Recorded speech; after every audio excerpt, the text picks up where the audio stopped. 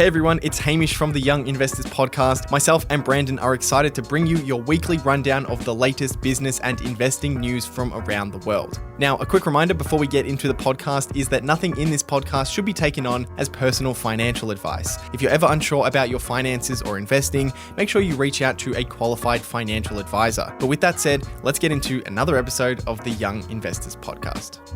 All right, welcome back, everybody. Welcome to another episode. We're at episode 243. Hope you're having a good Saturday morning or whenever or wherever you're listening to this episode. How are you doing, Brandon, today? Yeah, going well.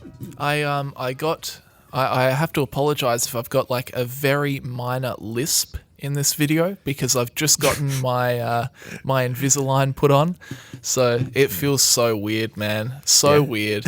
Yeah, it feels bizarre.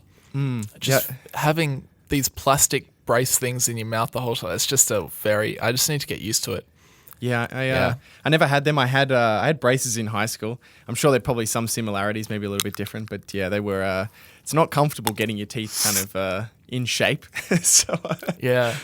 The weird thing is that I think the way it works, they've glued on these little bumps onto my teeth, and then I think the plastic insert thing kind of tugs on those bumps to kind of get my teeth back in place. But man, the bumps, my teeth just feel so abrasive. It's crazy. But I guess the idea is that you have these. I have to wear these like 22 hours a day. So right, okay. Wait, only 20. So wait, when do you wait? Just to eat. That seems odd. Oh, just to eat. Yeah, okay. Yeah, you take them out to eat. Yeah, right, brush your teeth, that kind of stuff. Okay. Yeah. But you wearing them all the time, all the time. Yeah. But when you have them in, it's plastic, so it's like perfectly smooth. Yeah. You just get the edge like ripping into your tongue a little bit. Yeah. But yeah, it's a very odd sensation. But anyway. How long do you wear those for? Is that like a multi-year thing? I think it's right? So I've got. You change to the next set every 2 weeks, and then I think it goes for like a year and a half ish. Okay, I think I've got like 20 sets to get through. I think overall, but yeah, we'll see how we go. Yeah, awesome. Very Hey, cool. you want to hear something funny? In other news, I was talking to Claude the other day, and we can see who has subscribed to our channel, and we can list them by number of subscribers that they have. So we can see the people that have the most subscribers who subscribe to us. And we found out, get this, that the one, the only MC Hammer is subscribed to New Money. How good is that? MC Hammer. That's really random. You can't touch this. There you Maybe go. we should reach out and do a collab. Do you remember how big their channel is? Ooh, not as big as what I was expecting. Right. MC Hammer official. It was like a couple of hundred. MC Hammer, 660,000. Wow, I've got more subscribers than MC Hammer. But you know what? That's so odd though. Like you would think it would just be like a promotional page kind of thing, like a corporate kind of page. So it's kind of funny that they actually subscribe to people through that. That's actually funny as. That is bizarre. It is bizarre. I'm an ordinary man who has lived an extraordinary life. That's his description. He does beat me. He does beat me on most viewed video, though. I mean, guess how many views You Can't Touch This has? Oh, I don't know. Probably over 100 million. I don't know. Something crazy. 802 million. 14 years ago. That's crazy. There you go. Ding, ding, ding, ding. Yeah, I remember checking that a little while ago. It is kind of funny how you can see that. Because I guess like most people probably don't have, because you can obviously turn off for other people to see who you're subscribed to. So you can't really see everybody. But yeah, it is funny. I looked at that the other day. I was like, oh, wow, okay, that guy. Yeah, I watched that. It was I don't know, I can't remember his name. He's going to kill me. But guy from New Zealand who does like cooking videos. He has like 1 million subscribers or something. Is like my biggest. I was like, oh, wow. Yeah, I like your videos. Yeah, one of the guys that subscribed to me has a channel called Paint. And he has 4.61 million subscribers. Wow. There you go. So there you go. Yeah. What a guy. I don't think his channel is about painting though. Oh. Anyway. Okay. Fair enough. Yeah. I guess I just assumed. Yeah. Yeah. Hey, do you remember a company called AMTD Digital? Does that name? Oh yes, it does. It does ring a bell. That was like a Oh, can you remind me what the story was? It was like a meme stock, wasn't it? Yeah, so we spoke about this this kind of story. A friend of ours from James, who we met at Omaha at the Berkshire meeting, kind of messaged me and pointed this out to me. But we spoke about this in August of last year. It was kind of it was a meme stock. It's a kind of a Hong Kong listed financial tech company. We were making fun of their description of the company. It was kind of just a bunch of crazy words. But the story was the stock was up 32,000% in 2 weeks, which I think might be if it's not a record, it's up there on the Hall of Fame of the highest, the fastest and most rapid increase in stock price. And yeah, James pointed out to me today that the stock is not still up 32,000%. It is down 99.2% since then. So. Yeah, it's a complete shock to all of us.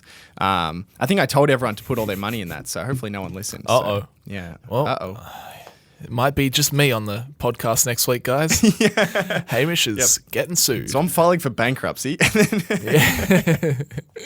Breaking news. Yeah. There you go. Can't say I'm surprised at that. I can't even remember why it went up. There must have been some reason why it went up. Yeah, 1,000%. But yeah, didn't look. I can't remember. There you go. Yeah. Thanks for letting us know, James. Hope you're doing well, buddy. Yeah. That was good. Good hanging out in Omaha. We had a great time. Yeah. But does not surprise me at all that what is it? AMTD Digital. Yeah, that's the one. Yeah. Another meme stock bites the dust, eh? Yeah. All right. What are we talking about today, Hamish? We've a bit of an interesting week. We've actually got a fair bit of media-related news. We've got an update on deals potentially being deals being struck between the Writers Guild and Hollywood studios. We'll talk through some other movie news, grossing films, and some other stories related to that. We've also got earnings for Nvidia and Qantas. So I thought we'd chuck in an Australian company into the mix of earnings that we look at. And we'll also get to a bunch of Q&A, I think, today, which is good. We haven't done an episode where we've done like a few back-to-back Q&A or answering a bunch of questions. So I'm excited to kind of, break through a couple of them. Work through a few of them today. Yeah. No, it should be good. All right, perfect. Yeah, so with that said, today's episode is brought to you by Seeking Alpha, your one-stop shop for stock analysis, market data, and news. Access expert analysis and news for thousands of stocks. View buy, hold, and sell ratings from members, Wall Street analysts, and Seeking Alpha's own algorithm. Screen for stocks using a variety of fundamental and technical analysis metrics. Access 10 years of financial data and company filings. And manage your portfolio by tracking your investments with price alerts so you never miss a buying opportunity again. Click the link in the episode description or head directly to seekingalpha.me/young investors to try Seeking Alpha free for 14 days. That's seekingalpha.me/young investors. Hamish, I've completely forgot about this, but I have to tell you. You know how the whole start of last week's episode, we went on a bit of a little bit of a tangent. We're talking about your back pain and how it was coming on when you were sleeping, or just at the first thing in the morning when you wake up, right? Yeah. But we ended up talking about that for about, I think, 8 minutes, which is not the best. Oh. We're sharpening up. We're not rambling as much. But I just wanted to say, we did that 8-minute intro, which just went off on a tangent, talking about your mattress and your sleep and how painful it was in the morning. And then you read the sponsor bit, and then I got one of the inbuilt ads, and you'll never guess the inbuilt ad. What? Not about the stock market. It was about a mattress company. Oh my God, that's actually crazy. That seems so scripted now. It seems like, Hamish, didn't you have back pain? Yeah, I get back pain when I sleep, but there's so many, because I even said there's expensive products. I said it's expensive to look after your sleep, and then this thing gets served a random sleep ad. That's actually funny as. Yeah. The random one, it must have picked up on some keywords, because then it was like, do you struggle getting to sleep overnight? You need this mattress. That's really funny. That's really so good. Anyway, so there you go. It's good to see that who does it? Spotify. Spotify's ad algorithms are detecting keywords. They're on point. On point. So did you buy a mattress? Did it work? No, I didn't. No. Okay. No. Yeah. So this time we need to be investing, stock market. finance, Yep. high value clientele. Okay. Anyway, let's get into it, Hamish. Where shall we start? Let's start with this news around kind of the writers' strikes. I don't have kind of it's not a huge story, so we'll start there and then we can kind of get into some other news. But there was a reasonably big update that took place this week. So essentially, more than 100 days have passed now, and the writers are still on strike against Hollywood.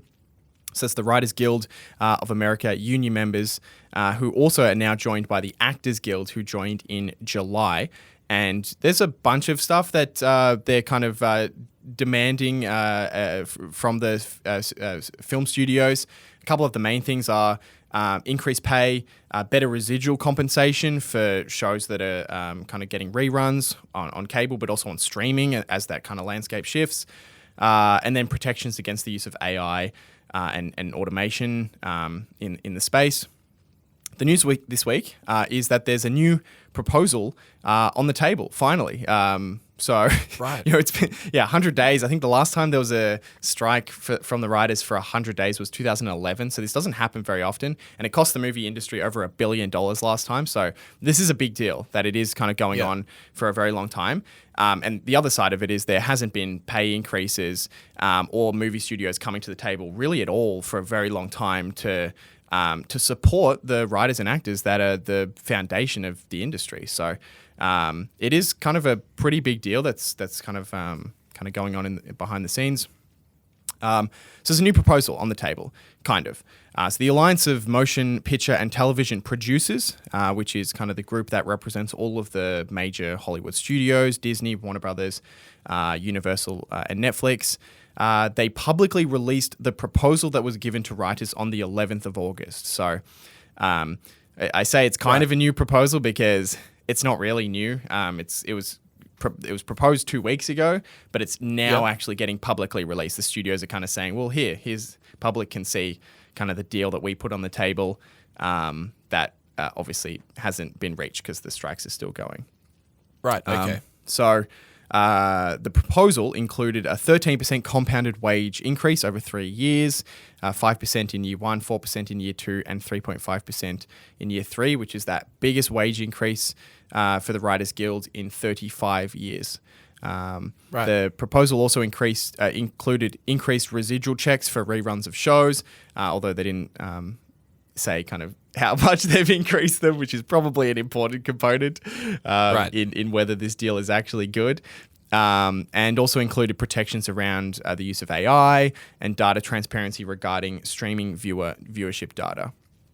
And also to train writers to become showrunners, which has been kind of one of the biggest issues that writers have had with studios is writers, especially in this streaming era, have been kind of reducing the reliance on writers and historically writers would kind of be there the whole way through the process. They'd have the writers' rooms, and then even through production, they'd be on set learning from the showrunners and making adaptations to the scripts, and that's kind of been cut down pretty significantly in this new streaming era, which has kind of limited the ability of writers to actually learn how to become directors and showrunners, which is something that a lot of writers want. Like it's kind of that's kind of the natural progression for writers is if they want to take it to the next level, then they want to be running the show. So they kind of had this career progression opportunity back in the day, and that's slowly kind of eroded.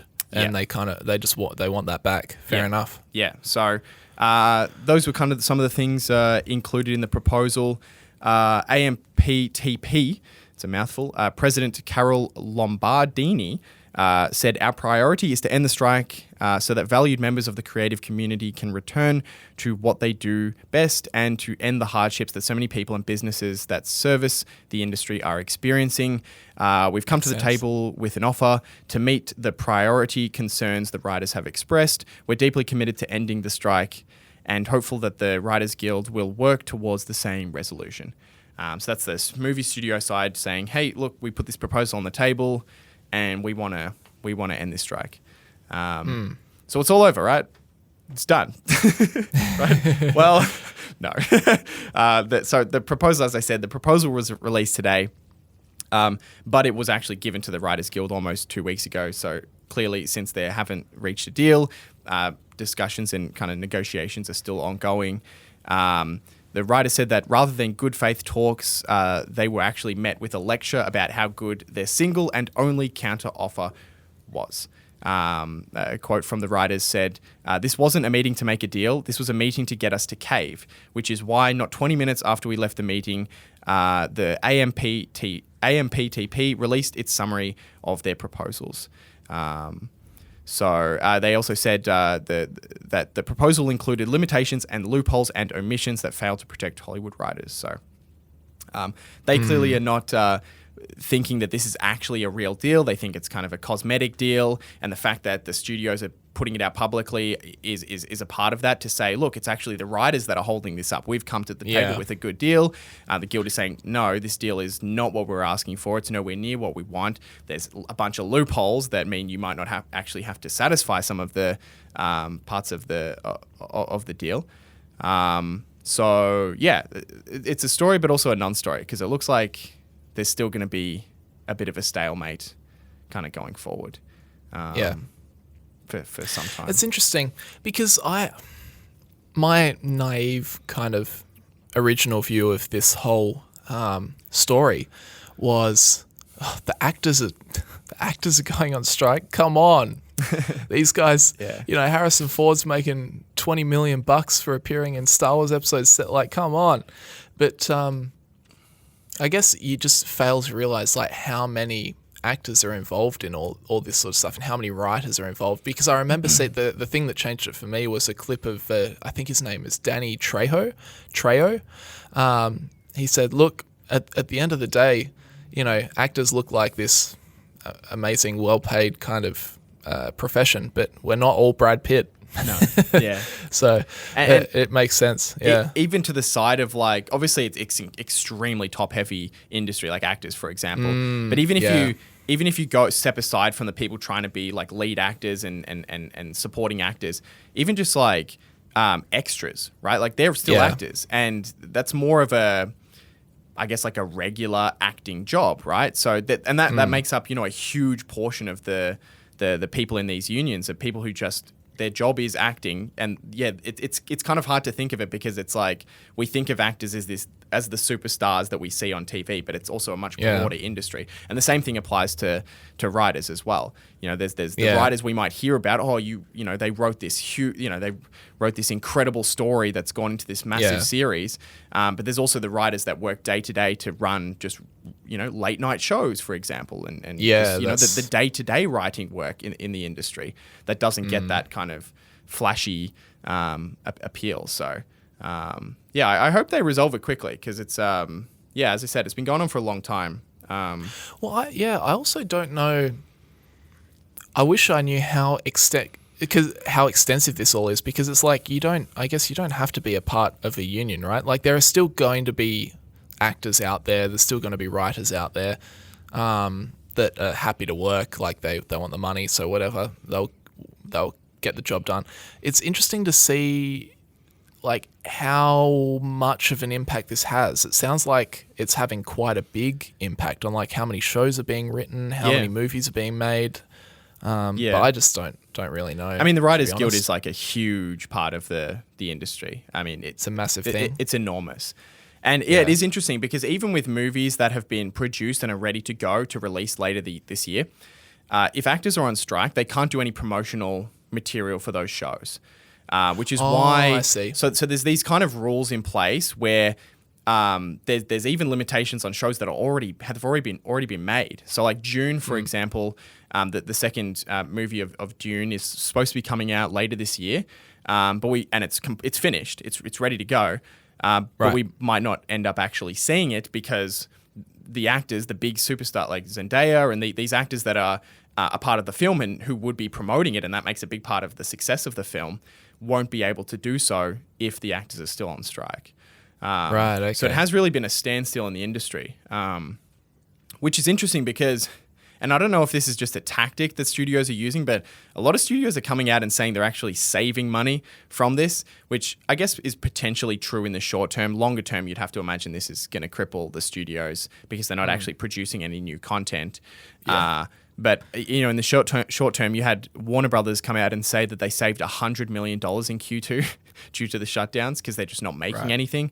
And then Disney's content spend actually came in $1 billion less than expected, which was quoted to be partly due to the strikes. So I guess at least in the short term, unfortunately for the actors and the writers, it seems like the studios are doing okay based on this. Unless it's not that's really hurting them unless yet. that's just a tactic. Like, I guess maybe that is something. It could be. Maybe that is something you would say. It kind of makes sense. But it kind of makes sense because by saying, by not making movies and TV shows, we're actually saving money. Well, if you run with that approach, then clearly your business is terrible. If it's like, by not running our business, we are doing so much better. By just doing reruns of stuff we used to make, which used to be great.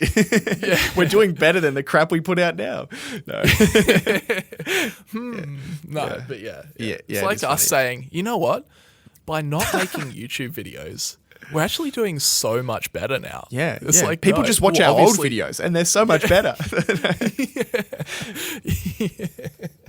Oh dear.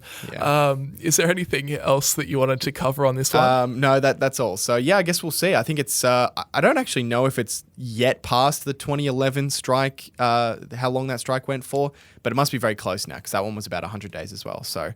Okay. And and as I said, kind of so far, maybe we haven't seen too much of an impact from it. But certainly as time goes on, we're going to start seeing a gap in content. Whether that's because of they want to push stuff back and wait for promotion, or just the fact that, studios haven't been making anything new for months now. And that's going to, bleed into next year, I guess, when we see some of those productions or the lack of productions. Yeah, interesting. I've got another story. While we're talking in the movie space, this is about a movie that did get made, and that is Barbie. So I thought this is quite interesting. Definitely took me by surprise. Last Tuesday, Barbie topped $537 million, making it the highest grossing domestic movie in Warner Brothers Discovery's history. Which spans over 100 years. Wow. The film surpassed Christopher Nolan's The Dark Knight, which generated $536 million in 2008 for the title. That is crazy. Yeah. And so Barbie now beats The Dark Knight. Hamish, how does that make you feel? Well, it's crazy, but it speaks to kind of what I think we spoke about this maybe a couple of weeks ago, about just the power of social media. Like, I would have to imagine a huge part of the reason why Barbie is doing so well has been this Barbenheimer hype on social media, which I'm sure has fueled both of them, but Barbie also being a movie that's probably available to more people. It's more general. Kids included. Yeah. Exactly. So it probably benefits more from that kind of mass marketing on social media. But it is crazy, and it does. I think it definitely just demonstrates the power of social media and how much of a difference it can make for film studios to make something that has that virality, even intended or not. I'm sure. I doubt when they were making Barbie, they were sitting there thinking, "Let's release this on the same day as Oppenheimer, so that they make memes about Barbenheimer." I mean, maybe they did, but maybe there's a strategy there. Maybe I'd love to see the meeting notes from that if that was true. Yeah. Says the bubblegum pink collaboration between filmmaker Greta Gerwig, Mattel, and Warner Brothers has collected more than $1.2 billion at the global box office since its July 21 release. Crazy. It is the first $1 billion film for the newly minted Warner Brothers Discovery, the result of the Warner Media and Discovery merger in 2022. Is it Discover or Discovery? Discovery. Is that a typo? Yeah, that's a typo in their article. Yeah, and only the second movie released in 2023 to do so. Universal's The Super Mario Brothers movie has topped $1.3 billion since its April debut. Did you see that movie? I didn't see that movie. I didn't. No, I haven't seen that. No. The success of Barbie comes at a time when blockbuster budgeted films have struggled to connect with movie-going audiences, alongside Nolan's latest feature Oppenheimer, which has grossed more than $250 million domestically.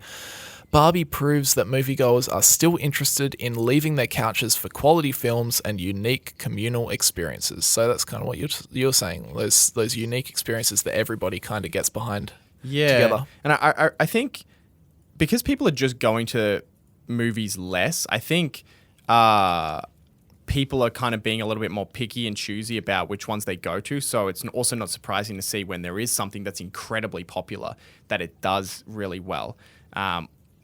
So I guess what I'm saying is kind of movies that are really well put together, being a little bit more top heavy, rather than all movies kind of benefiting from this natural, a lot of people going to the theater, which is kind of what we've seen, because we've seen a lot of movies bomb this year, and then a couple of movies be record breaking movies. It's not like everything is kind of going up together. A lot of movies have absolutely bombed out of the box office this year. So it is interesting to see that kind of split. Yeah. No, it's very interesting. It's a good point, actually. I think that's all I had to say. The Margot Robbie-led film has been number one at the box office since its debut and is on track to be the highest-grossing film of the year. Box office analysts expect Barbie to continue to collect box office receipts in the weeks to come as it faces limited competition from new releases and rides a wave of positive word of mouth. Did you end up seeing the Barbie movie? No, I didn't. Did you? Oh, you did? Yeah, right. Yeah, I saw it. Yeah. Enjoyed it? I mean, I'm not the target audience. Yeah. I saw it with Tash. I thought it was all right. I mean, Ryan Gosling is pretty funny throughout the movie. There's a couple of good cracks, good jokes in there. But no, I didn't think it was anything overly amazing. Yeah. The story's like just a bit, nonsensical and just comedic, but that's okay for some people, and I'm sure for a lot of kids, they would have absolutely loved it, and even a lot of adults, especially adult girls that grew up with the Barbie dolls. There's a lot of kind of jokes and references back to that makes sense. like the original dolls, and which ones were discontinued and which ones did really well and which ones flopped. And Margot Robbie plays stereotypical Barbie. And there are other people which play different variants of Barbie over time. Interesting. Yeah, I don't know. I like going and see comedies, but I don't like going and seeing comedies at the theater. I kind of reserve going to the theater for something that I know will be theater experience. Like all of Christopher Nolan's movies are kind of like made for the theater. Like I liked Oppenheimer a lot more than Barbie. Oh, you did go and see it? Yeah, I thought it was a lot better than Barbie. But more of a niche audience. Yeah, for sure. It's also I can tell you, because I know you, Hamish, Barbie is not quite your humor. All right, well maybe I'll check it out when it comes to some streaming service that I have. Now you have a follow up. Wow, we've got a lot of TV and movie news today. I know we're turning into a movie podcast. That's all right. It's all cool. kind of it's numbers. Kind of cool to kind of hone in on one particular industry for an episode. We've got a lot of movie and TV news. Anyway, take us through what you've got here. Yeah, so so this was from last week actually, but every now and then I kind of check in on how people are kind of spending their time being engaged, and Nielsen does this great report called The Gauge every month, where you get to see just a pie chart breakdown of how people are being engaged and how that's kind of shifted over time, kind of away from legacy, television towards streaming and which streaming services and gaming and that sort of thing. And they released their data last week for July. Streaming increased its share of the pie to 38.7%. So now this is in the US, by the way, but 38.7% of viewing time in the US in July was through streaming, which is, it's a pretty sizable chunk now. Streaming is not some niche thing. I'm sure most people know that, but certainly over the last 5 years, it's really developed, especially with Disney and Warner Brothers all coming out with their own services. Both cable and broadcast fell to 29.6% and 20% respectively. which has kind of reflected a fairly consistent ongoing trend, especially when the NFL isn't on in the US. They kind of suffer relative to streaming services around this time. Also, it's interesting because it's actually school holidays at the moment in the US, so you get to see usually there's quite a dramatic shift as school holidays arrives, because you get to see a bunch of kids driving TV viewing TV and streaming viewing. So you actually saw YouTube, Netflix, and Hulu all see massive increases in their piece of the pie, which maybe Hulu's a bit surprising, but certainly YouTube and Netflix shouldn't be too surprising there. YouTube now grabs, get this, 9.2% of all television viewing. And this is television. This isn't computers. This isn't phones. This is television. So they grab almost 10% of all viewing. They're actually almost half as much as broadcast TV as a percentage, which is crazy, right? That's a good way of thinking about it. That's insane. And this is TV, remember? This is not including the majority of the way people consume YouTube, which is on computers and on their mobile devices, on the television. So YouTube is a real contender now. I mean, it has been for a while, but it really is a big piece of how people spend their time when they sit on the couch and they turn the TV on. And I've noticed this as well. Like, I've always watched YouTube. I had a really bad TV previously, so I never used to watch it on TV. But I've even noticed it, like, when I used to go over to my parents' house, my dad would be watching, ABC News or something like that, just on free to air, free to air TV. And now I go over there, I walk in, and he's watching YouTube. Oh, really? Really? Yeah. He's discovered it. He's watching Netflix with mum, or he's watching YouTube by himself. And now he probably consumes most of his, that's where he spends most of his time, watching YouTube. Yeah, it's kind of crazy. As opposed to free to air. Yeah. And I think it's a good thing for people who make longer content on YouTube, because I think there was a bit of a fear that short content and TikTok was going to drastically reduce the size of content on YouTube. And for someone like me, I like making longer pieces of content, like 12, 15 minute, 20 minute pieces of content. And having a lot of people watching on TV, probably I would imagine significantly adds to that, because when you're sitting on the TV, you're much more comfortable watching a program, right? Watching something for 20 minutes, maybe even an hour. There's a lot of awesome kind of mini documentaries or documentaries on YouTube that are like 40, 50 minutes, 60 minutes long. And I think more people watching from the couch probably helps those have a strong place on YouTube, which I'm very happy about, alongside kind of short form content. So that's YouTube. What else you got, Hamish? 9.2%. Netflix is in second place at 8.5%. They also saw a pretty big bump. Hulu is third at 3.6%.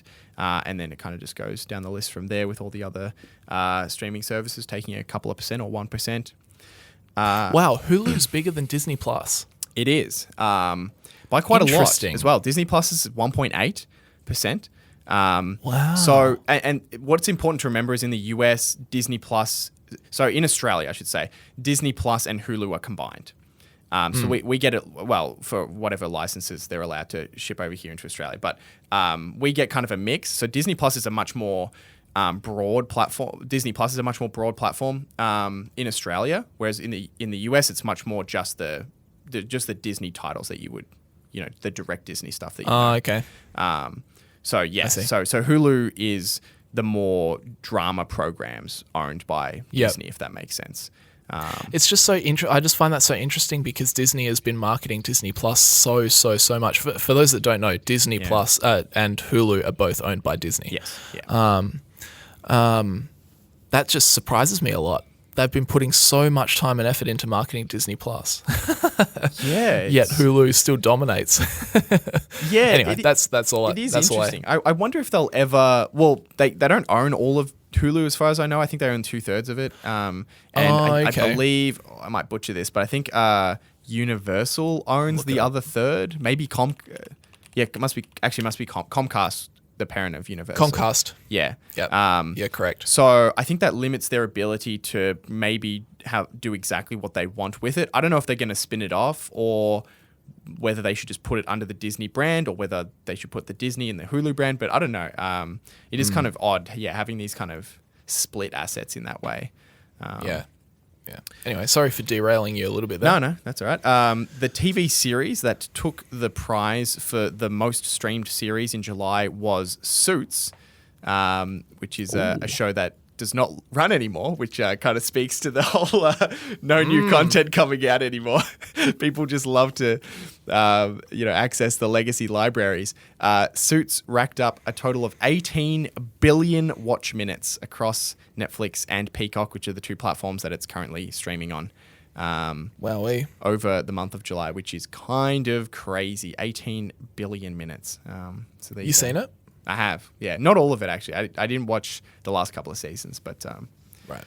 yeah, one of my Falls favorite. off a cliff like they normally do. Yeah. The first couple of seasons are really, really good. Probably one of my favorite series of all time. Yeah. Right, okay. I might have to watch it. I've never seen Suits. Yeah, it's good. It's good if you like legal stuff, but you're not actually in the legal field. Like they do a lot of. I'm sure if you're in the legal field, it probably infuriates you watching Suits You're because probably like, yeah, they're reading a document in half a second. Like, yeah, take a look at this. Like, okay. this is what we need. yeah. And it's just like a bunch of dodging breaking the law and stuff. That just would not happen at a legal firm. But Yeah. But so it's probably annoying if you're a lawyer. But for someone like me, it's good. Anything else on the Nielsen report? That's it for the Nielsen report. One last bit of media news that we had, so I'll tack this on at the end. Okay. But Disney also, this was a couple of weeks ago now, but they also announced that they're going to follow Netflix in doing a password crackdown. So they've seen Netflix gain 6 million subscribers last quarter, while Disney Plus lost 4 million. And they've decided to do a password crackdown. So Bob Iger said they already have the capability to do it, and they'll roll it out on Disney Plus, Hulu, and ESPN Plus towards the end of the year. So not Makes surprising. Businesses love to let one company do it, see what happens, let them eat all the backlash, and then they'll just slide in and do it. We even saw Costco, I think we spoke about a few weeks ago, not related to media, but they're also doing a crackdown on sharing their memberships, which has been kind of a big lack of or a limitation on their revenue for a while. So it's just funny to see. And I wouldn't be surprised if we see Warner Brothers and some of these other companies follow suit now that I guess it's probably going to become kind of industry standard, I would imagine. Because it worked quite well for Netflix. So, yeah. Yeah, Makes sense at least so far. They're all going to follow suit. Yeah. Yeah, for sure. Yeah.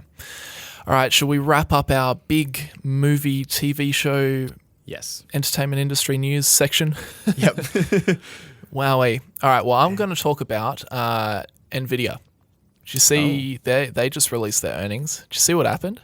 I did not see what happened. No. No. You're gonna, because we covered Nvidia a while ago as like the big new meme stock, because I think their market cap went at the time it just touched $1 trillion. Yeah, we should give some context on couple of $1 billion worth of earnings or something during the quarter. It was something like that. Yeah, it was like 2 point something. Yeah, so they're up. I'm just pulling up their results for this year so far. They're up 230%, the stock. Sorry if I'm still in your story. I just wanted to give some context. No. So far before their earnings. 230% is the stock is up this year. The biggest increase in the S&P this year. And they're the fourth largest company in the S&P. As you said, over $1 trillion. So yeah, crazy. So I mean, we were floating around the term meme stock based on the valuation at the time, but they have just posted some pretty big earnings numbers. So I'll talk you through what happened. It says here, Nvidia shares climbed 6% in extended trading on Wednesday after the chipmaker beat estimates for the fiscal second quarter and issued optimistic guidance for the current period. Nvidia's performance was driven by its data center business, which includes AI chips as cloud service providers and large consumer internet companies like Alphabet, Amazon, and Meta snapped up next-generation processors. The company reported $10.32 billion in revenue for that segment, up 171% year over year, and above the $8.03 billion estimate, according to Street accounts. So estimates were 8.03 billion for that segment. They came in at 10.32. Yeah, that's an astounding beat. That's crazy. I mean, we do joke about analysts getting things wrong, but on a quarter-by-quarter basis, it's usually they're not that far off. There has to be something pretty dramatic that's They're happened. in the ballpark. Yeah, usually they're in the ballpark. So yeah, that is insane to see that they beat by like, I don't know, what, 25% or something like that. Yeah. Yep. Nvidia added that it saw its adjusted gross margin increase 25.3 percentage points year over year to 71.2% because of growth in profit-rich data center sales. Crazy. So that's a pretty handy increase in your gross margin. I'll take that. Yeah. And as we've seen with companies, you have a big increase in revenue, but if you can also increase your margin, then the increase in earnings is going to be astounding. Yeah. So, yeah. A lot of companies can increase their revenue by heaps, but with that revenue comes pretty high cost of goods sold. So they're not making an outsized profit.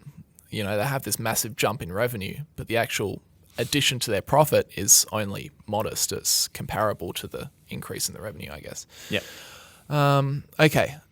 Where was I? The gaming division. So that was their data center division. The gaming division, which used to be Nvidia's core business, right? Graphics cards, all that sort of stuff. They saw revenue increase 22% from a year earlier to 2.49 billion, topping the 2.38 billion average estimate. Nvidia also makes chips for high-end graphics applications. That business shrank 24% year over year to 379 million, so it's a much smaller part of the business. The company reported also 253 million in automotive revenue, up 15% from a year earlier, so that they also create the chipsets that are kind of backing the autonomous driving revolution. Right. So what were their overall results? So that kind of broke it down into their different divisions. Their overall results, revenue came in at 13.51 billion versus 11.22 billion expected by Refinitiv. Revenue in the second quarter doubled from 6.7 billion a year earlier and increased 88% from the prior period, I should say. Wow, there you go. So big beats.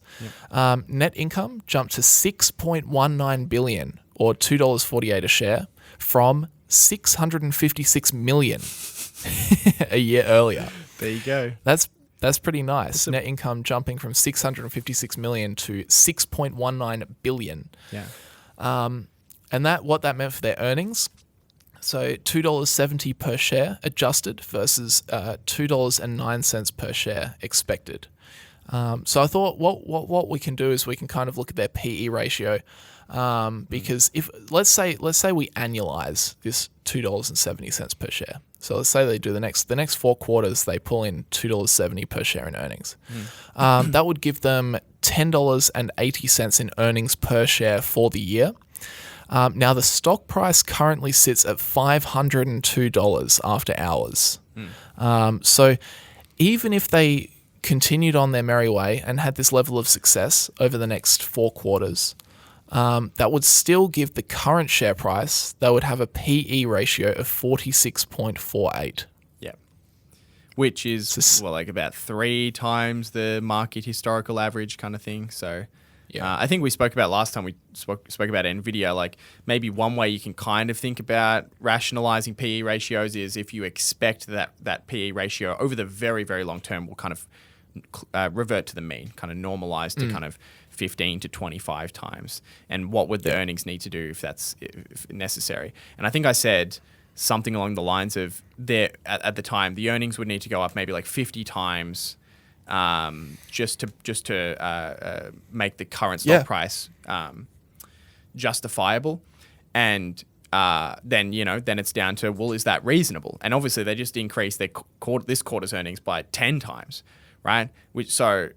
I think it's important. It's fun to talk about these stocks as meme stocks, but at the end of the day, it comes down to your understanding of the business. And while maybe it's a little crazy to assume that a company will grow their earnings 50 times, maybe there really is a good reason to support that. There could be, because companies have done that before. It's not very common, but it has happened before. So at the end of the day, it's like the PE can be high, it can be low. It comes down to, do you understand the business and what's a reasonable projection forward? Because Nvidia's certainly got an expensive stock price, but they're also doing quite well at the moment, I think. Yeah, they're experiencing a very good run. I think the other thing to add is, when we were looking at Nvidia back a month or so, or a couple of months ago, it's you can get these 10x's in earnings, or 20x's or 50x's in earnings in some companies, but usually you get them in companies that are starting extremely small. Like it's a very, very small company, and then it takes off, Yeah. And if I have a business that's pulling in $100,000 a year, then it's much easier for me to 50x my business than if I'm Apple. Yeah. And so kind of the point we were making back then is that Nvidia, people are expecting via the share price for this business to, double, triple, quadruple itself. But Nvidia is already a very large company with very large operations. So that is a much difficult task to do. But I mean, credit to them. They're posting some very impressive results, and they're really capitalizing on this 2023 kind of popularization or this waking up moment of these big internet tech companies, that they should push more for these AI models. So I think it's interesting. Yeah, for sure. Nvidia's strong sales and forecast underscore how central the company's graphics processing units have become to the generative AI boom. Nvidia's A100 and H100 AI chips are needed to build and run AI applications like OpenAI's ChatGPT and other services that take simple text queries and respond with conversational answers or images. Quote, the world has something along the lines of about $1 trillion worth of data centers installed in the cloud, enterprise, and otherwise, Nvidia CEO Jensen Huang said on a call with analysts. Quote, that $1 trillion of data centers is in the process of transitioning into accelerated computing and generative AI. So Nvidia are definitely moving to capitalize, and they're seeing very, very high orders for their hardware at the current time. But the news doesn't quite stop there, because they also put in some very optimistic guidance. Right. So Nvidia expects fiscal third quarter revenue of about $16 billion, higher than the $12.61 billion forecast by Refinitiv. Nvidia's guidance suggests sales in the current quarter will grow 170% from the year earlier period. Right. So pretty crazy. Even before Wednesday's report, Nvidia's stock price had more than tripled for the year, making it the top performer in the S&P 500. It jumped to around $500 after hours, a level that would mark a record if it closes there on Thursday. Its prior closing high was $474.94 on July 18th. So there you go. That'll be the interesting thing to watch, right? Because obviously a lot of the stock price increase this year is probably preemptive in hope of earnings reflecting that throughout the year and maybe next year. So it'll be interesting to see, as these earnings do actually come out over the rest of the year, what does the stock do? Does it continue to drive higher as people get more and more confident in the stock, or does the stock kind of just let earnings kind of catch up to the hype that it's kind of already had throughout the earlier part of the year? That's always fun to kind of see how that balance plays out. Yeah, you never really know. I'd love to get your. I've got one more thing to say on Nvidia, which I think this is going to really wow you, Hamish. You're going to really love this. Right. I'll be interested to hear your opinion. Yeah. So what is it? $1 trillion valuation. Yep. Yep. If they continue this performance over the next year or so, they've still got a PE of 47, 46, right? And you'll be excited to know that Nvidia said its board of directors authorized a $25 billion share repurchase program. I think after you meant the company. I think you meant to say the company purchased $3.28 billion in shares during the last quarter. Right. I think you meant to say they were issuing stock, because it's so expensive, right? They can get a lot of bang for their buck. I think that must be a typo. There's no way. Hamish. Now's the time to buy back stock. Yeah, I don't know what you're talking about. Yeah, look, that is an interesting move. I'll be honest. I don't know much about this company, so I don't know. I mean, look, maybe it's undervalued. Who knows? I think Clearly, they think so. I don't know anything about this. I really don't.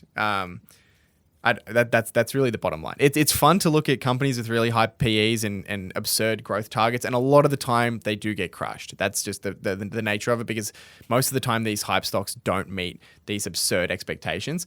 But then I also don't know. Obviously, AI is very hyped this year, but it's also likely to become a very embedded part of these all businesses and people's lives.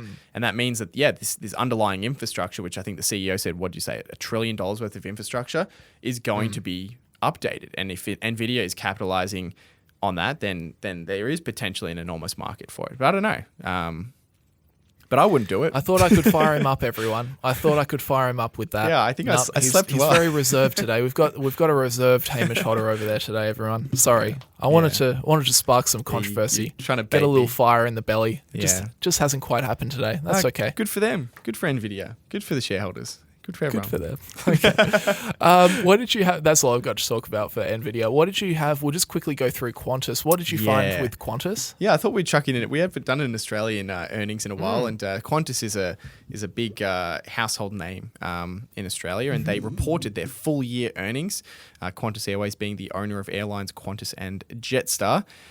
They reported revenue of 19.8 billion, get this, up from 9.1 billion last year. Oh, wow. Doubling in their revenue. So Nvidia who? Qantas. Yeah. Where's Qantas's massive valuation? Exactly. Where's their $1 trillion valuation? Yeah. They also reported their first full year profit since 2019, $1.74 billion after tax. Is that more than Nvidia? I think they have more profits than Nvidia as well. Oh, wow. But compared to a $860 million loss last year. So they've been tanking losses out of the pandemic, and then the increase in fuel, and then they were having trouble with their staff. There's been all kinds of problems in the airline industry. So they've finally reported a profit, and a pretty significant one at that. Strong results were driven by their cost cutting and management, but primarily, it was driven by a 132% increase in flying compared to last year. So Australians are flying a lot this year. Ticket prices are also up 4% for domestic and 10% for international compared to pre-COVID levels. So flying is expensive and everybody is doing it, which is why they're doing so extremely well. And their revenues this year are actually 10% higher than 2019, so before the pandemic, which is kind of mind-blowing, right? So they're actually in a superior position than to even before the pandemic, which again speaks to this enormous amount of demand that there has been for travel coming out of the pandemic. Right. There you go. Qantas Group CEO Alan Joyce said, these results show a substantial turnaround in both our finances and service over the past year. Flight delays and cancellations have largely returned to pre-COVID levels.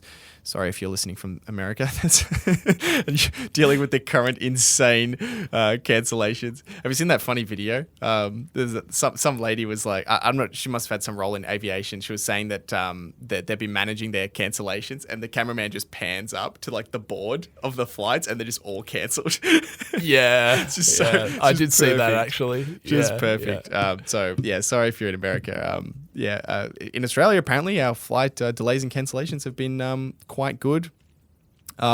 We safely flew around 70 billion more seat kilometres and double the number of people we carried to 46 million compared to the year before. Travel demand is increasingly robust, and we've taken delivery of more aircraft and opened up new routes to help meet it. So they've invested in expanding their fleet. They ordered 12 new Boeing 787s and 12 Airbus A350s. And they also announced a $500 million share buyback program. Of course they did. Smart. Alan Joyce needs to hit that little bonus on the earnings per share. Exactly. Get one last boost in before he leaves. Probably. Yeah. No, in all honesty, I like to see it. This is good. It's good to see airlines, well, at least one airline coming back, and I just like it because it kind of represents that I feel like we've crossed that hurdle. We're kind of through the pandemic a little bit. Yes, we're still dealing with the economic implications of the lockdown and all of that sort of stuff, but just these kind of results, people are traveling, airlines are back, travel's back. It just makes me feel good. Yeah. No great insights from me for today. Just that makes me feel happy. That makes Brandon feel good. Yeah. No, very good. Yeah, I don't have any extra insights on that too. Just a All nice right, cool. Australian story to close out the story section of the podcast. Well, with that said, then let's get into some Q&A questions. So if you have any questions, just drop them in the Spotify question box, or you can go to the most recent version of the podcast on YouTube, drop us a comment, and we'll add it to the list. So, Hamish, let me ask you this one here. Charlie Munger says that the return you get tends to trend towards return on invested capital. So the future return is expected to be the long-term average ROIC of the company. But what if, for example, you have a company with ROIC of 20%, but a revenue growth rate of nothing? How do you value the company then, and what is the expected return? Technical question. That's Jeez. interesting. I haven't actually heard that quote. I'm not sure. Maybe I'd have to kind of listen to the full context of it to kind of understand it. But the way to think about ROIC is kind of like, or like a simple way to think about it is to kind of think of it from like a savings account perspective. Think of like your savings account with the rate on it, and the rate is kind of the ROIC. So if you, every year the savings account produces some interest, and if you leave all of it in there, then your account is going to grow, is going to compound essentially at the rate of your savings rate. It's going to compound at the ROIC, right? But if you take out half, or if you take out all the interest, it doesn't matter what interest rate is on there, your account's actually not going to grow. It's just going to keep producing the same amount every year. And that's the relationship between the ROIC and the growth of the company. So if a company is producing a 20% ROIC and it's reinvesting all their profits and it's still generating a 20% ROIC, the company's earnings are growing at 20%. That's exactly what it means, right? Because that's how the formula works. But if they're producing a 20% ROIC, but they're reinvesting nothing, they're probably not going to grow unless there's special circumstances. This is kind of like rough maths, right? Because there's some companies that don't need to reinvest more money to grow. But generally speaking, that's kind of the fundamentals that you can kind of think about. So I haven't heard that particular quote, but the way that I think about it is, you want companies that are very efficient. And then, as Buffett would say, in best cases, you want companies that are, very efficient, high return on invested capital, and they can grow, meaning they have the opportunities in the business to take some of their profits, reinvest it into some new ventures, expanding their business, and then grow from it as well. But it's still a good business. If it doesn't grow, it can still be a really efficient, high ROIC business, but it just, spits all the cash flow out to you as a dividend or something like that. Yeah. Well said, Hamish. Yeah, honestly, I don't think I would look at a company that just doesn't have any growth, say in revenue, because that's kind of one of the things you look for to show that there's a moat. But I like the example. I can't explain it better than you did. That was very nicely handled. I like it. All right, I'll ask this question to you. Okay, cool. If you believe that Warren Buffett is the greatest investor of all time, yes, he is. He is. No. Why do you pick stocks instead of just buying Class B shares in Berkshire Hathaway? Do you think you can do better? It's a really good question, actually. Yeah. I actually buy Class A shares. No, definitely. I actually buy Class C shares. They were only given out. C? No, there's no Class C. No, there isn't. I was going to say. Berkshire A shares. I wonder what they're at. 400,000. Guess. 374,000. No, 537,000. Okay, I haven't looked in a while. That's crazy. Yeah, I haven't looked in a while either. But yeah, the question: why do you pick stocks instead of buying Class B shares in Berkshire Hathaway? A lot of people do kind of treat Berkshire Hathaway as kind of like an ETF, where it's kind of like an ETF, but it's run by the world's best capital allocator. So yeah, and that's fair enough.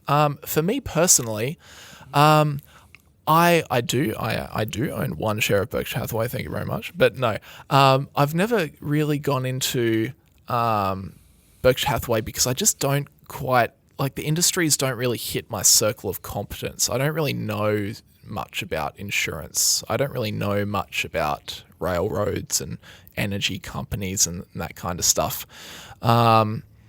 So that's why I've never really kind of bought into Berkshire Hathaway. I'm sure, like, obviously Berkshire's a high quality company. It's run by Warren Buffett, for Christ's sake. But yeah, for me personally, I've never drifted down that way. Do I think I can do better than Warren Buffett? Absolutely not.